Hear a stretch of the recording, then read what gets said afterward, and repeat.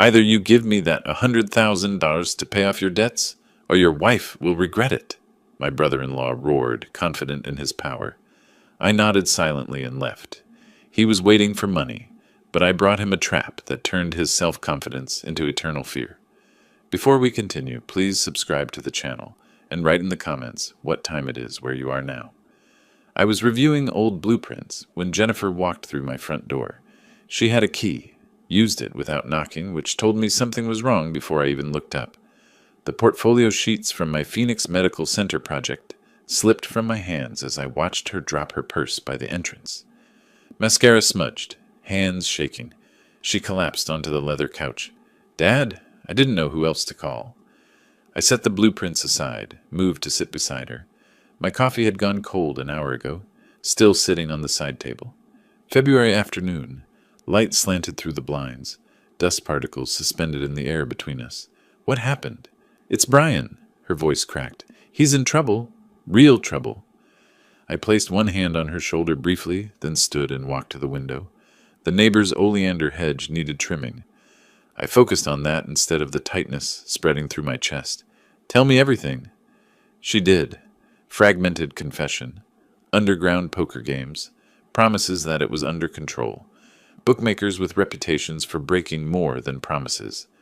The number came out hesitantly, like she could soften it by whispering, $87,000, Dad.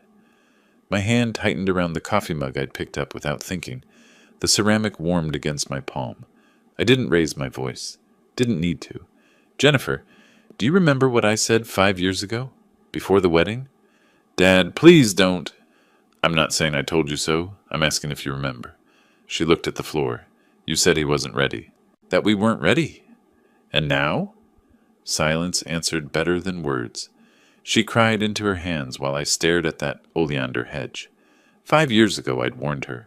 Young architect with expensive tastes. Inherited money he'd already burned through. Job offers that never materialized. She'd told me I was being controlling, that I didn't understand love. Maybe I didn't, but I understood patterns. Brian said he can fix this if he just gets the money. He promised. Promises. The cheapest currency in circulation. "Go home. Rest. I'll handle this." She hugged me before leaving, quick, desperate squeeze, then gathered her purse and walked out. The door closed at 4:03 p.m. I watched from the window as her car disappeared down the street. Then I returned to my coffee, blueprints, and the silence that filled the house like water. 3 hours later, the door opened again. No knock. Brian walked in like he owned the place. 7 o'clock. Winter darkness pressing against the windows. He wore a pressed shirt, expensive watch, catching lamplight. Sat in the armchair across from me without invitation. Arms spread across the back, like a king claiming his throne. "Let's skip the small talk. I need $100,000. I studied his face. Confident smile, steady eye contact. Not a tremor anywhere. Either he was a better actor than I'd given him credit for, or he genuinely believed this would be easy. That's a significant amount. 5 days, Ronald. He leaned forward. The watch glinted again, probably cost $3,000 he didn't have. "Either you give me this money or your daughter will regret it. You know what kind of reputation these people have." The threat hung in the air between us. Not physical, he was too smart for that. Psychological. Carefully calibrated pressure through Jennifer's safety. Through my fear. I let the silence stretch. 15 seconds. Long enough that his smile faltered slightly at the edges. Then I nodded once. 5 days. I'll need time to gather that amount. He stood, adjusted his jacket. "Smart choice, old man. I'll be back Friday evening." The door clicked shut behind him. I didn't move for a full minute, just sat there listening to his car start outside. Engine rumble.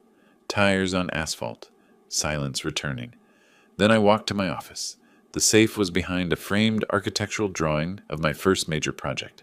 Phoenix Community Library, 1987. I moved the frame aside, entered the combination I'd memorized 30 years ago. Inside, property deeds, investment documents, legal papers from 3.5 decades of building other people's dreams. I pulled out the folder labeled Phoenix Development Projects 2024-2025. Spreadsheets, market analyses, zone change proposals.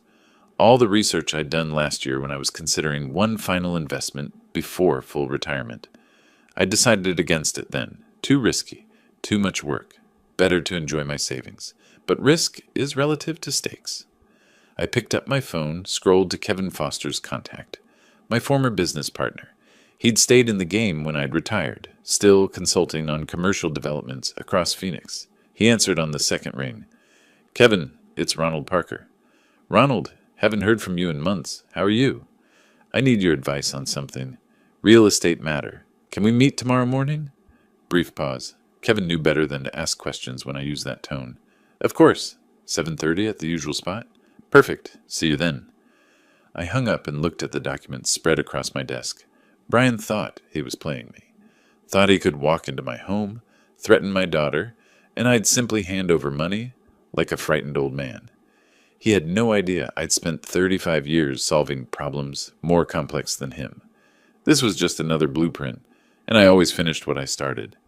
Dawn broke over the Sonoran Desert as I drove east through Phoenix. Sparse traffic, winter light turning saguaros into dark silhouettes against pink sky. I'd barely slept, but my hands were steady on the wheel. Brian's smirk kept replaying in my mind, not with fear, but with clarity. The cactus bloom sat where it always had, weathered stucco and neon sign barely visible in the early light. Kevin's truck was already in the lot. He'd ordered coffee by the time I slid into the corner booth. Steam rising from 2 cups, morning heat not yet strong enough to overpower the diner's air conditioning. "You sounded different on the phone last night. What's going on?" "I need information about the current market, specifically undeveloped land."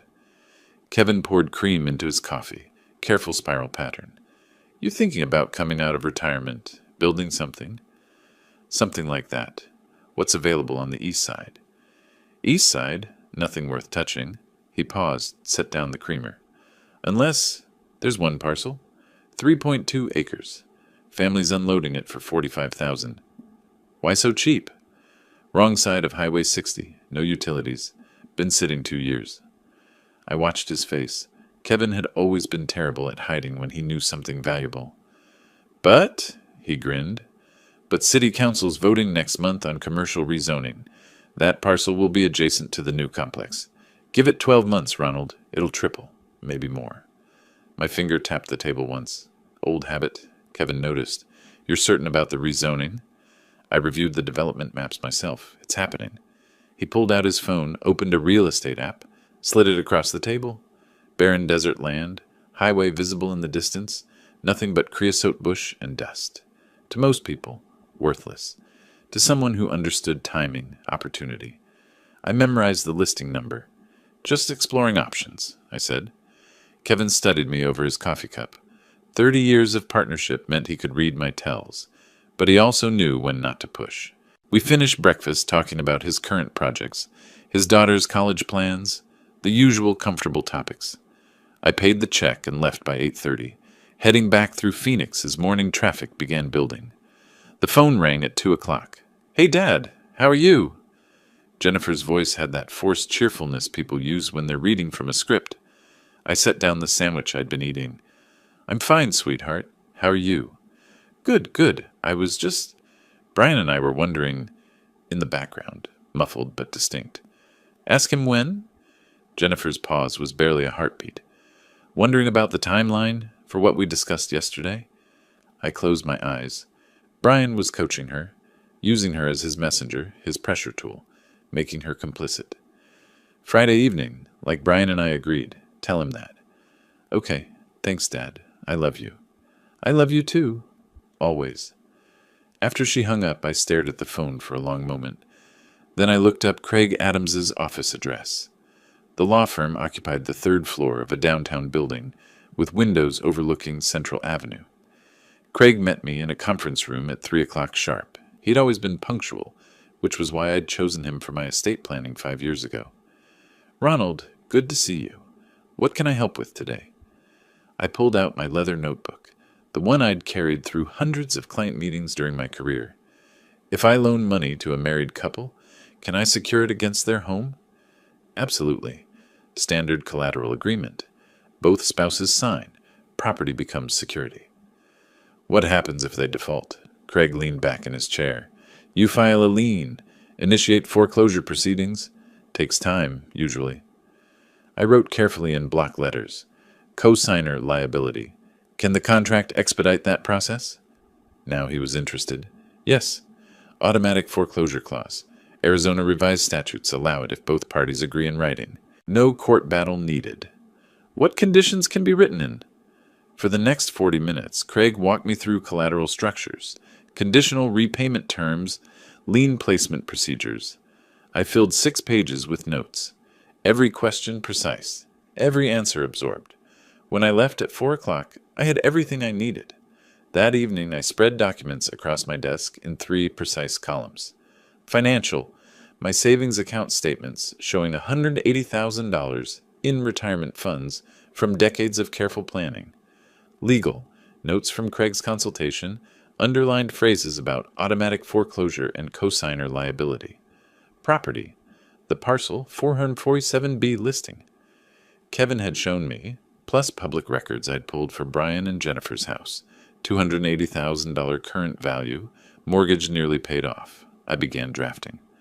Loan agreement, $100,000 at 8% annual interest, secured by borrower's primary residence. Repayment term 12 months. Default clause triggers automatic lien activation. Each word chosen carefully. Each clause designed to be perfectly legal, perfectly enforceable. This wasn't anger on paper, it was architecture. Load-bearing walls, support structures, foundation work. My phone buzzed at 9:15. Text from Jennifer. Thank you, Dad. Brian says you're doing the right thing. I love you. Brian says. Even her gratitude filtered through him. I typed back, I love you too. Always. Then I returned to the contract. Added clause 7.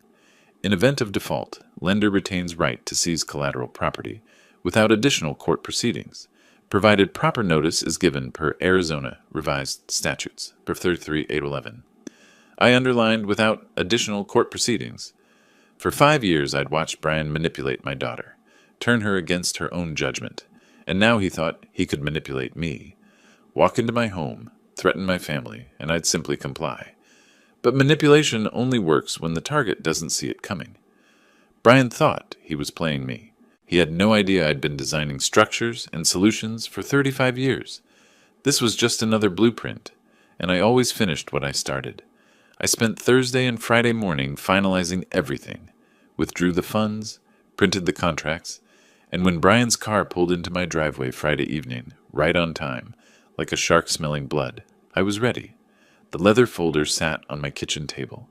Inside, the printed loan agreement, a cashier's check for $100,000, property documents. I heard his engine cut off, car door slam, footsteps on the walkway. I didn't move to open the door.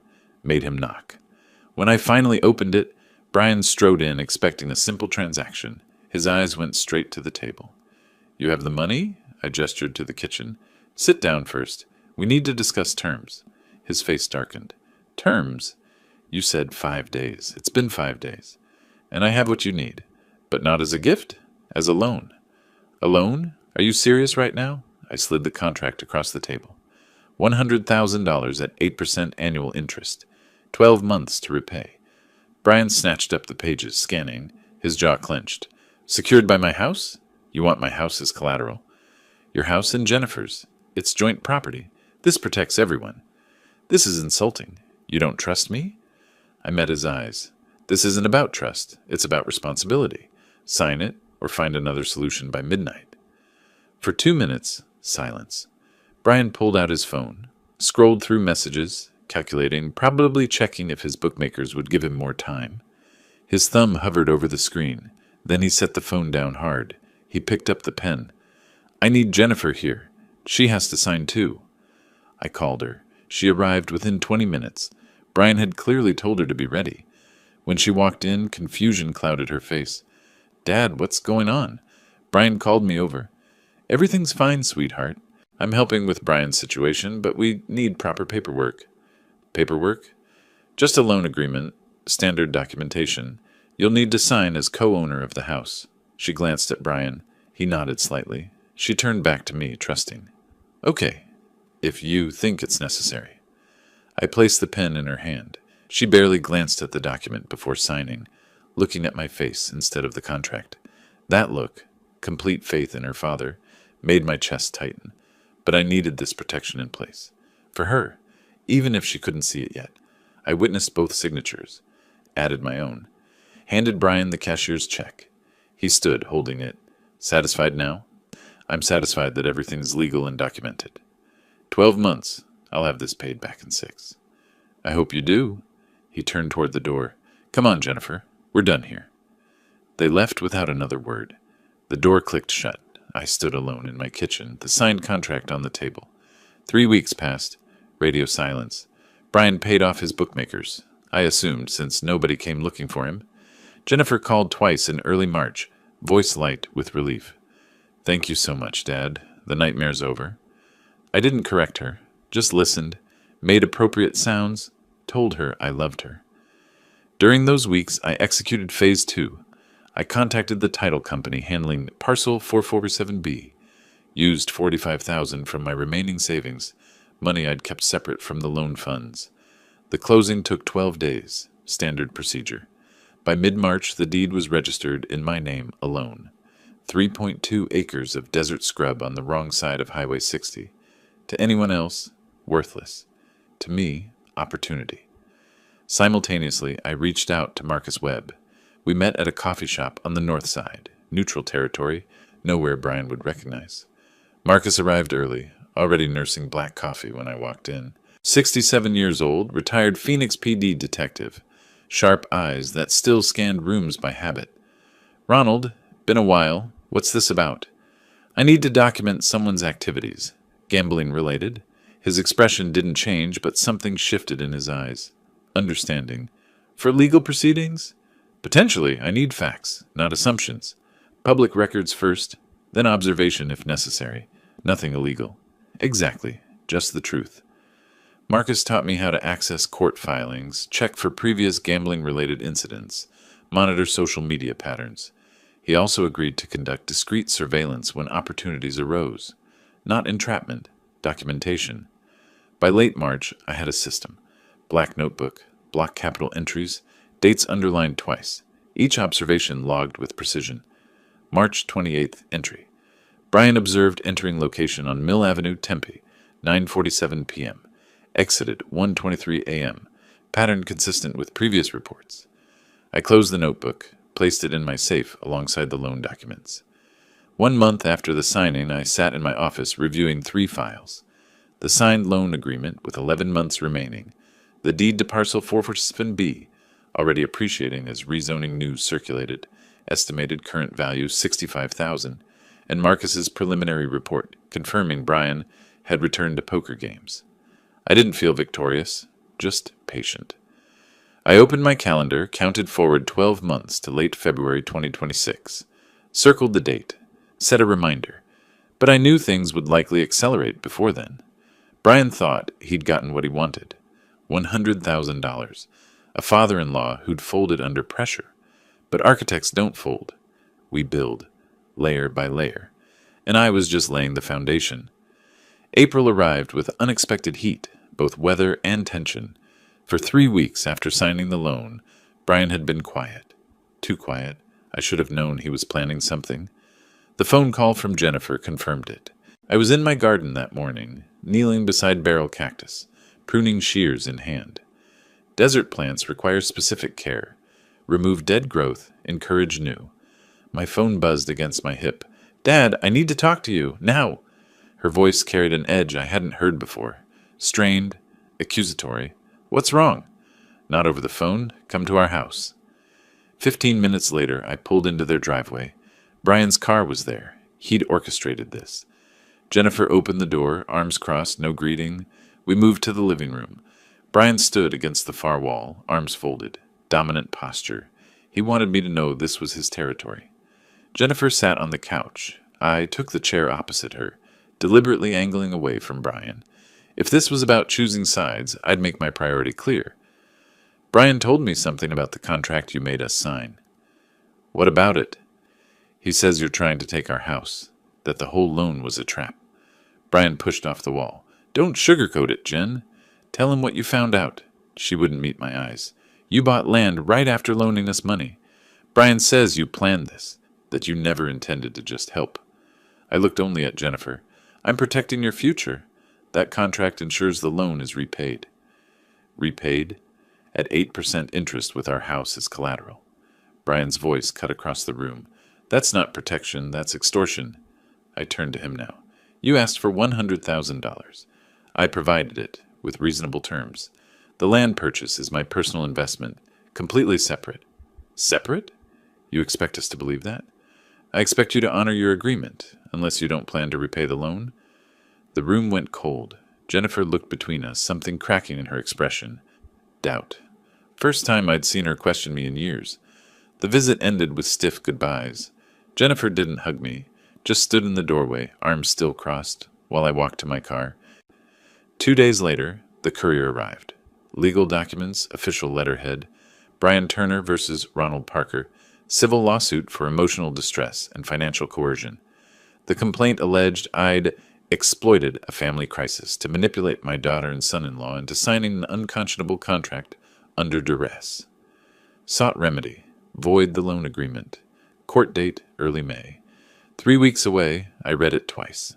Then spread the pages across my kitchen table. Yellow highlighter in hand. Marked key phrases. Unconscionable. Duress? Coercion? Brian was smarter than I'd estimated, or had consulted someone who was. That night, I lay in bed, eyes open. Clock read 2:17 a.m., then 3:44 a.m., then 4:56 a.m. For the first time since this started, doubt crept in. If the loan was voided, I'd lose leverage. Be out $100,000. And Jennifer, she'd stopped calling. Brian's influence spreading like poison. I needed verification. Amanda Sims came recommended by Craig Adams, notary public, paralegal specialist, document verification expert. Her office occupied a small suite in Scottsdale. Professional but unpretentious. She reviewed the loan contract for 30 minutes straight, making notes, cross-referencing Arizona statutes. Finally looked up. This is solid. Every clause is enforceable. But he's claiming coercion. Can he prove you threatened them? Withheld information? Misrepresented the terms? No. Brian signed because his bookmakers were threatening him. Jennifer signed because she trusts me. Amanda paused. That's his angle then. Your daughter's trust. He'll claim you exploited it. The words hit harder than expected. How do I counter that? Prove he's the manipulator, not you. Show he's still gambling, still irresponsible. Make the court see who really deserves protection here. I mentioned Marcus's documentation. Amanda's eyes sharpened. If you can show Brian's continued gambling after receiving the loan, it proves he's financially irresponsible, not coerced. That strengthens your position considerably. She also recommended I document my own motivations. Write down exactly why you structured the loan this way. Focus on protecting Jennifer. Make it clear your intentions were paternal, not predatory. I left her office with an action plan. That evening I called Marcus. I need everything you've documented on Brian. Comprehensive report. Some might not be courtroom admissible, but it'll give you leverage. Leverage is exactly what I need. Ronald, are you sure you want to go this route? Once this information comes out, there's no going back with your daughter. Long pause. Outside my window, the desert sunset painted everything orange and purple. If I don't fight this, Brian wins, and Jennifer loses everything. I'll take the hit if it means she's protected. That night I sat at my desk with a yellow legal pad, wrote in longhand first, crossing out phrases, rewriting sections. Why I structured the loan with collateral. Statement for legal record. My daughter Jennifer married Brian Turner 5 years ago against my counsel. Over those years, I observed financial instability, secrecy, and control. When he approached me demanding $100,000, I faced a choice. Enable his behavior with a gift, or create accountability through structure. I chose structure, not to take their home, but to ensure my daughter wouldn't lose everything if Brian failed to change. I expected repayment. I hoped for his success. But I prepared for his failure. That is not manipulation. That is protection. I typed it formally on my computer, printed 3 copies, filed one in my safe. Brian wanted to paint me as a villain, but I'd spent 35 years building things that lasted. Foundations don't crack under pressure. They hold, and I was about to show him exactly how strong mine was. The weeks between mid-April and early May felt like standing in desert sun, slow, burning, testing endurance. But the court date arrived regardless. I stood before my bathroom mirror that morning, adjusting a tie I hadn't worn in 2 years. Dark suit, pressed shirt, the uniform of professional presentation. My reflection showed a man preparing for battle, not retirement. The Maricopa County Courthouse hallway was all beige walls and fluorescent lighting. I sat on a wooden bench, leather briefcase beside me, reviewing my written statement one final time. Across the hall, Brian stood with Jennifer and their attorney, a younger man in an expensive suit, probably costing what I'd paid for my first car. Jennifer glanced at me once, then away. The distance between us wasn't just physical. A woman sat down beside me, well-dressed, composed, holding her own legal folder. After a moment of shared silence, she spoke. "First time dealing with family matters in court?" I looked at her, assessed quickly. Honest face, tired eyes that had seen their own battles. "My son-in-law is suing me. Claims I coerced him into a loan agreement." She nodded, knowing smile touching her lips. "Let me guess. He needed money desperately. Signed willingly, now regrets the terms?" "Exactly that. My son forged my signature on property documents. Family betrayal has a predictable pattern." She extended her hand. "Patricia Morrison. Ronald Parker." A court clerk appeared, announced a 30-minute delay. Scheduling conflict. Patricia and I remained on the bench, and somehow the conversation continued. "What was his crisis?" she asked. "The one that made him need money?" "Gambling debts, underground poker, about $87,000. Patricia leaned forward slightly, voice lowering. "Did he report any gambling winnings to the IRS?" "I doubt it." "Then you have leverage. Tax fraud destroys credibility. Courts won't sympathize with someone actively defrauding the government." My mind sharpened. Marcus's surveillance documented Brian's gambling, but I hadn't considered the tax angle. Patricia pulled a business card from her wallet, wrote her personal number on the back. "I ran an accounting firm for 30 years. If you need help after this hearing, call me." My case was called. The courtroom was small, wood-paneled. The judge, a stern woman in her 50s, presided it from the bench. Brian's attorney argued emotional coercion, exploitation of trust. I delivered my counter calmly, reading from my prepared statement. I provided financial assistance with standard lending terms to protect my daughter's assets. The borrower signed willingly to resolve his gambling debts. I presented Marcus's report. Dates, locations, photographs. Brian returning to gambling within weeks of receiving the loan. The judge reviewed the contract thoroughly, listened to both sides, finally spoke. "The contract appears legally sound. I find insufficient evidence of coercion or misrepresentation. Motion to void, dismissed." But she added, looking directly at me. "However, I caution against excessive control of family finances. Proceed carefully." Brian's face reddened. Jennifer looked confused, not relieved. I found Patricia in the courthouse cafe. Afterward, small space with vending machines and plastic tables. She'd already secured a corner table, coffee steaming in front of her. "How did it go?" I allowed myself a small smile. "Case dismissed." She raised her cup. We talked for an hour, not just about legal matters. Patricia shared her story. Widowed 10 years ago, built her accounting business from nothing, recently discovered her son's betrayal attempt. I talked about Jennifer's mother, who died 12 years ago, about my architecture career, about disappointment. There was an ease between us, recognition of shared understanding. "I can analyze financial records," Patricia offered, "trace gambling expenditures, build patterns. If you're serious about protecting your daughter long-term, you need more than surveillance photos." That evening I sat in my home office, Patricia's business card on my desk. I realized my plan had evolved, not just recovering the loan, but creating conditions where Brian self-destructed through his own recklessness. I picked up my phone, texted, "Dinner tomorrow, I'd like to discuss your offer." Her response came within minutes. 7 p.m., I know a place. I looked at the parcel 447B deed on my wall, recently framed, property already appreciating as development news circulated. For weeks, I'd been building a structure with one blueprint, but Patricia had shown me a different design, one where Brian didn't just lose to me, He lost to himself, and that was far more permanent.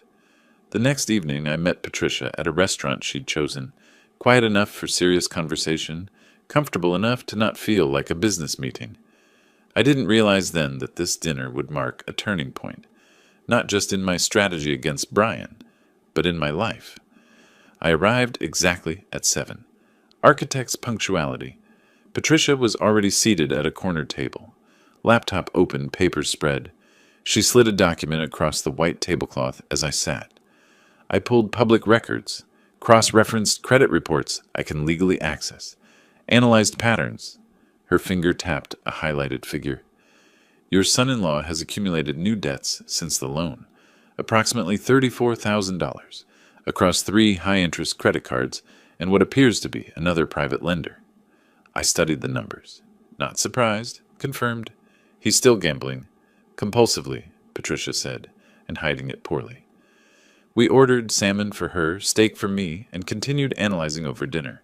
Patricia pulled her laptop closer, typed rapidly. He's making minimum payments on your loan, but the new debt is mounting. At this rate, he'll default within 6 months.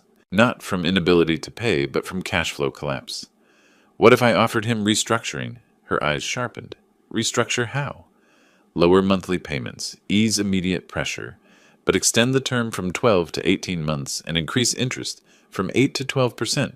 Patricia calculated, rotating the screen toward me. That raises total debt from $100,000 to approximately $135,000. He'd be in deeper, but feel like you're helping him. Exactly. The following week, I contacted Craig Adams to draft restructuring documents. He warned about the judge's caution. I countered that I was offering relief, Brian's choice to accept or decline. I didn't call Brian directly. Sent the offer through formal letter. He called within 2 days. You're serious about this? It reduces your monthly burden from $800 to $550.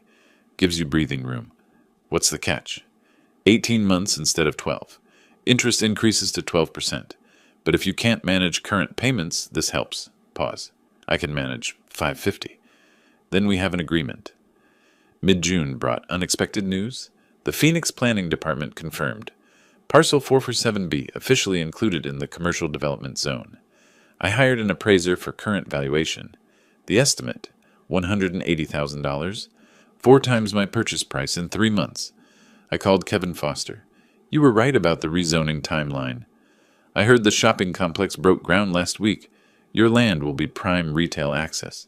You could sell today for $180? Easy. I didn't plan to sell, but I recognized leverage.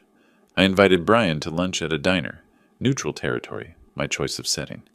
Discussed the restructuring terms casually, then mentioned, almost as an afterthought, I invested in some land east of the city in March. It's appreciated significantly due to development plans. Brian's interest visibly perked. Gamblers are drawn to winning opportunities. How much appreciation? Bought at 45. Current appraisal is 180. That's significant. Commercial development. I'm considering selling a 40% stake, $80,000 for someone who can move quickly. Why offer it to me? Family. Despite our differences, I believe in giving opportunities. The hook was set. Over the next 2 weeks, Brian secured a high-interest personal loan, $80,000 at 15% from a predatory lender. Signed promissory note for the land stake, payable in 12 months. What he didn't realize, I controlled the sale timing, written into the agreement. Brian now owed restructured loan, $135,000, investment debt, $80,000, existing credit cards, $34,000, total obligations, $249,000. His annual income as mid-level real estate manager, $75,000. The math didn't work, and I knew it. Throughout that month, Patricia and I met weekly, sometimes strategy sessions, sometimes simple dinners or walks. We visited an art gallery downtown, small local space, abstract desert landscapes, stood close at a painting of desert dawn, shoulders nearly touching. I haven't felt this engaged in years, Patricia admitted. My work was always numbers, but this is using them for justice. I couldn't do this without your insight. Silence. Then, is that the only reason you keep calling? I paused. Honest. No, it's not. We didn't kiss or make declarations. Just acknowledge something growing. Late June evening, we sat on my back patio. Desert sunset painted everything orange and purple. Patricia reviewed her laptop. Brian's financial profile now shows he's overleveraged by a factor of 3. Any disruption, job loss, market shift, unexpected expense, and the entire structure collapses. And when it does, she looked at me steadily. You'll own his house. His stake in the land reverts to you, and Jennifer will see exactly who she married. I nodded slowly. I'd built careers on understanding load-bearing capacity. Every structure has a breaking point. I'd just ensured Brian reached his, not through my force, but through his own greed. Architects don't destroy buildings. We simply stop reinforcing them. July brought Phoenix's brutal heat. Temperatures over 110, air shimmering above asphalt. But the real pressure was building inside Jennifer's marriage. I knew it would crack eventually. I just didn't expect her to be the one to break it open. She arrived mid-morning without calling first. I opened the door to find her holding a manila folder, face puffy from crying, but expression different than before. Not confused, resolute. I need to show you something. I should have looked sooner. We moved to the kitchen table. She spread documents across the surface with trembling hands. Bank statements showing cash advances, credit card bills with gambling charges, printed text messages using coded language about the game, and settlements. I found these in his office, hidden in a locked drawer. She pointed to each paper. There's more debt. New debt. 34,000 in credit cards I didn't know existed. And these messages. He's still gambling. After everything. After your loan. After promising me. I sat quietly. Let her process. She finally looked up. You were right. From the beginning. And I didn't want to believe it. I'm so sorry, Dad. I reached across the table, placed my hand over hers. Jennifer, look at me. You have nothing to apologize for. I chose him over you. I doubted you. You loved someone. That's not weakness. That's what you're supposed to do when you marry someone. But you knew? I suspected. There's a difference. And even if I knew for certain, you needed to see it yourself. Otherwise, you'd always wonder if I manipulated you. The front door opened. Patricia entered carrying a grocery bag. She had a key now. Another detail Jennifer noticed immediately. Patricia set the bag on the counter, read the room, sat at the table, but didn't speak right away. Jennifer glanced between us. How long have you two been? A few months, Patricia said honestly. Since May. We met at the courthouse. Jennifer processed this. Her father had moved on, built a life she wasn't part of. But instead of resentment, something else crossed her face. Relief? Maybe. He wasn't alone. Patricia leaned forward slightly. 20 years ago, my husband did something similar. Made me doubt reality. When I finally left, I thought I'd never trust anyone again. But you do. Eventually. When you find someone honest. Jennifer nodded slowly, then straightened her shoulders. I'm filing for divorce. I asked carefully. Are you certain? I've been certain for weeks. I just didn't want to admit it. We discussed logistics. Attorneys I could recommend. Financial advisors. Where she'd stay temporarily. I didn't do it for her. Just gave her the tools. She left around 2 o'clock to start packing. Brian arrived at 7 that evening. Must have tracked her car, realized where she'd gone. He was disheveled, aggressive. You turned my wife against me. He stood on my front step. You've been planning this all along. I didn't invite him inside, just stood in the doorway. I have evidence, he continued. Personal letters between you and that woman. Started before my lawsuit, even. I'll show everyone what kind of man you really are. There are no letters, Brian. No secret correspondence. We've done nothing wrong. I'll destroy your reputation. Do what you need to do. The truth is on my side. Patricia appeared behind me, stood beside me. United front. Brian stared at us both, realizing he was facing something he couldn't manipulate or intimidate. He left without another word, but his parting shot drifted back. This isn't over. After his car disappeared, Patricia took my hand on the front porch. First overt physical affection we'd shown. He'll keep trying to poison people against us. Let him try. Anyone who matters knows the truth. She studied my face. Are we really doing this? At our age? Starting something new? I think we've been doing this for weeks. We just didn't say it out loud. Then I'm saying it now. I care about you. More than I expected to. I squeezed her hand. I care about you too, and I'm done pretending that's complicated. We went back inside together. Later that night, I sat in my office, but I wasn't reviewing documents or plotting moves, just thinking. For months, I'd been so focused on protecting Jennifer from Brian that I'd forgotten what came after. But Patricia reminded me, protection isn't the end goal. Freedom is, and Jennifer had just claimed hers. Now Brian faced a new reality, not just me as an adversary, but Jennifer as someone he could no longer control. That changed everything. August arrived with Jennifer moved into a new apartment, divorce papers filed, and Brian facing two realities. He'd lost his wife, and his payment deadline had arrived. I'd spent 3 weeks letting him stew in uncertainty. Now the bill came due. Literally. August 5th, 9 o'clock morning. Patricia sat at my breakfast nook with coffee while I checked my computer screen. Bank account balance unchanged. No incoming wire transfer. The phone rang. Craig Adams. Ronald, have you received the $80,000 from Turner? Nothing. Then we activate the penalty clause. Failure to pay triggers a $15,000 late fee, plus daily accrual at 5%. Do I have authorization to proceed? I glanced at Patricia. She nodded slightly. Proceed. Patricia pulled her laptop over, opened her spreadsheet. Let me update the full accounting, she typed quickly.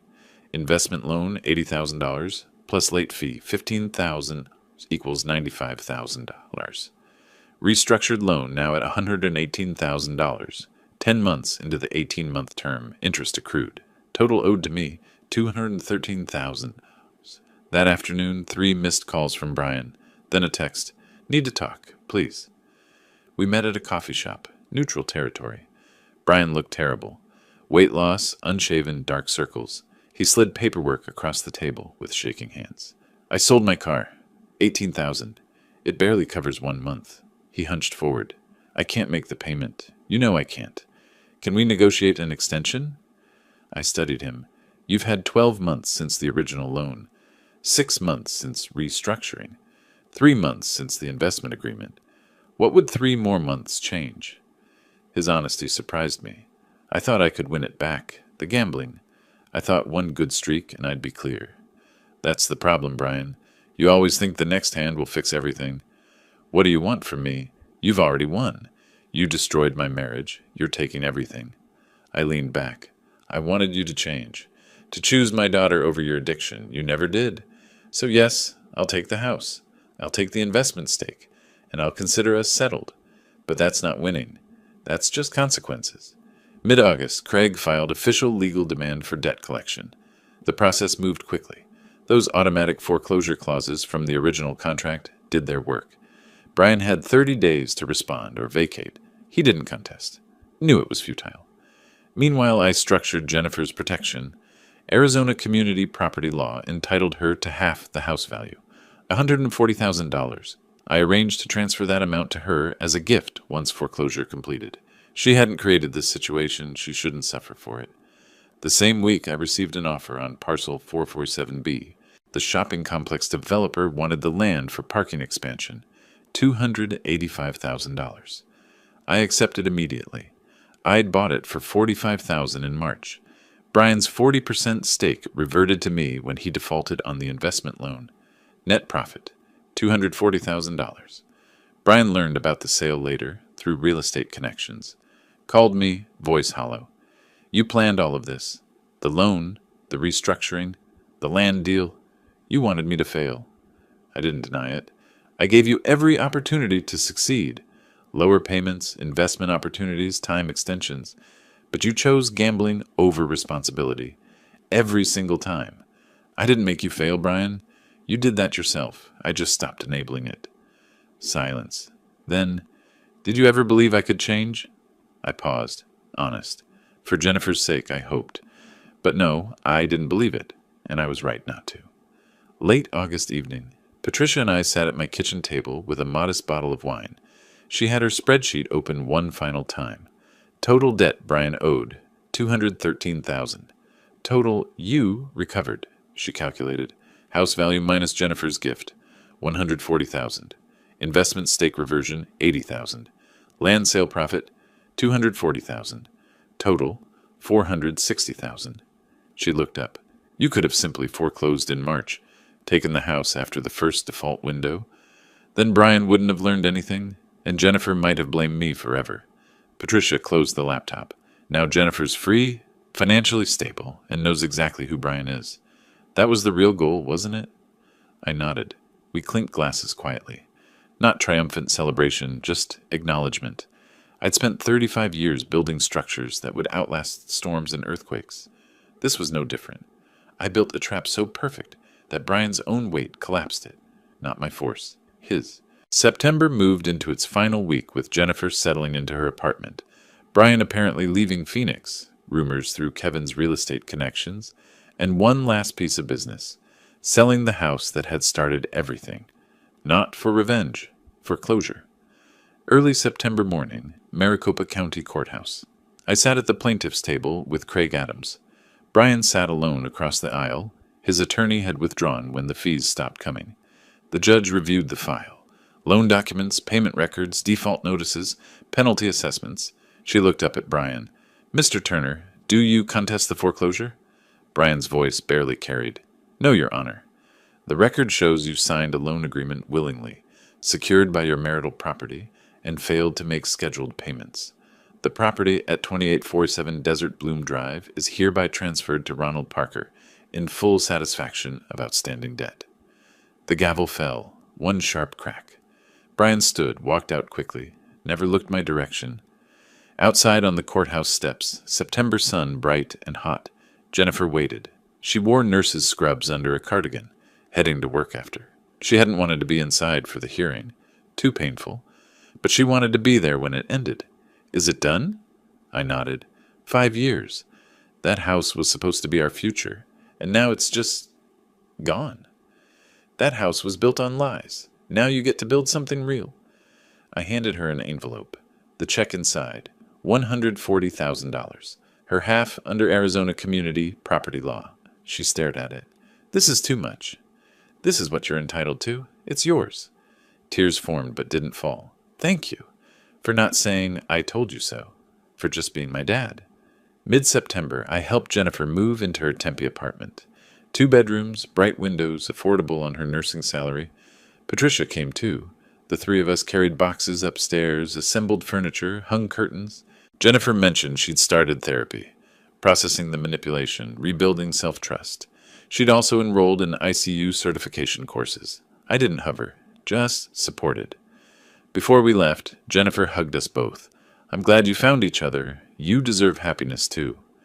Permission and acknowledgement. Her father had moved on, and that was okay.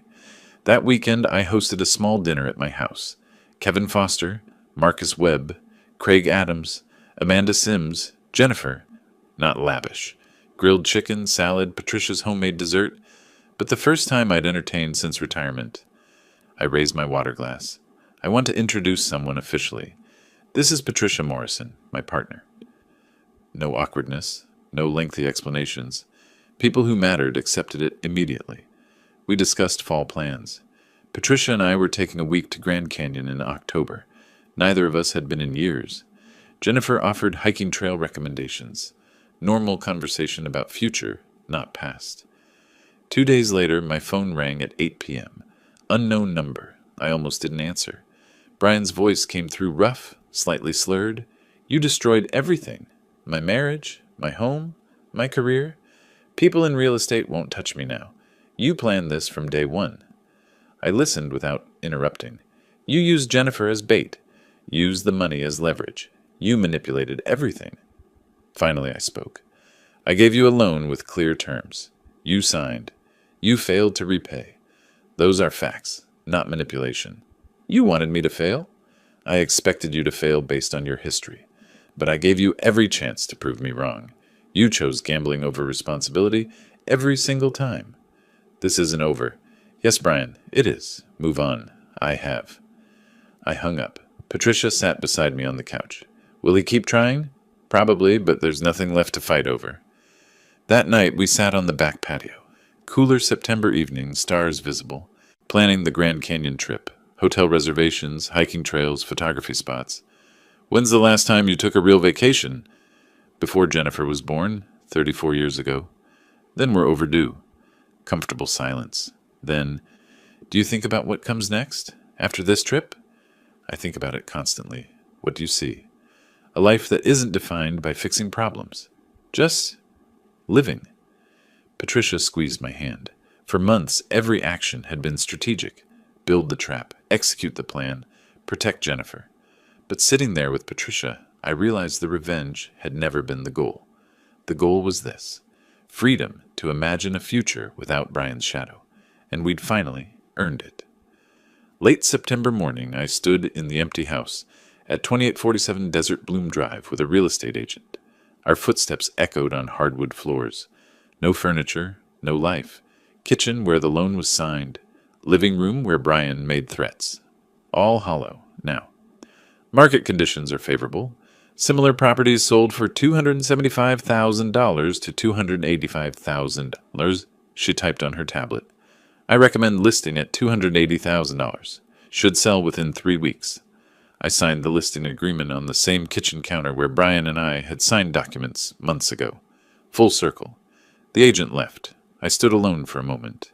No satisfaction, no grief, just acknowledgement. This chapter was closing. 3 weeks later, mid-October, the house sold for $280,000 cash to a young couple. First-time buyers, ironically. I structured the proceeds carefully.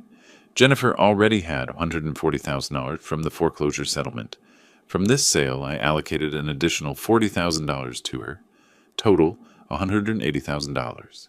Enough for a house down payment in a year or two. Emergency fund, career investment.